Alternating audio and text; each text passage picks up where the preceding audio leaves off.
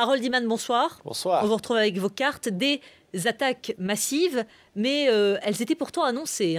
Les talibans ont annoncé une offensive du printemps.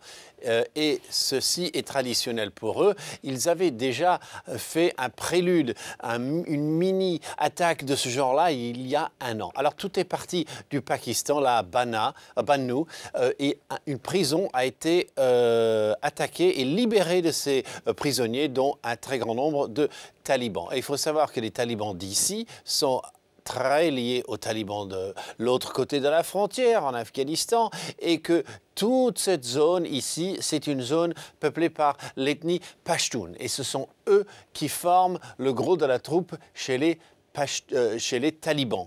Taliban est presque toujours Pashtun. Et donc, ils ont fait dans les zones où ils sont à l'aise, c'est-à-dire l'Est, une série d'attaques dont, évidemment, la plus spectaculaire s'est déroulée à Kaboul, où ils sont entrés dans des immeubles qui étaient en construction.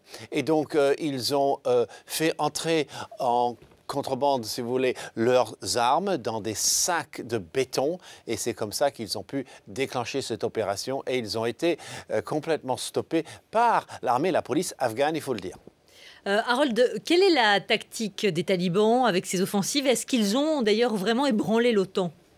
Oui, ils ont ébranlé un petit peu l'image symbolique. Le Pentagone vient de dire c'est une victoire symbolique pour eux. Mais ce n'est qu'une victoire symbolique. L'OTAN, c'est 130 000 hommes qui vont bientôt descendre à un dixième de ça pour l'entraînement. Les talibans, on ne sait pas leur nombre. Le réseau Haqqani, qui est la partie, l'élite des talibans, cette partie qui fait le plus d'opérations spéciales et qui part du Pakistan généralement avec l'aide des forces armées, on ne sait pas leur nombre. Ils sont au nombre de quelques centaines. Ils arrivent à faire des succès par le terrorisme, mais non pas par les attaques frontales contre les forces afghanes qui sont au nombre de 300 000 et qui se battent, il faut le dire, de moins en moins mal, ou plutôt, si on est optimiste, de mieux en mieux. Merci beaucoup Harold Iman pour votre éclairage sur ce dossier.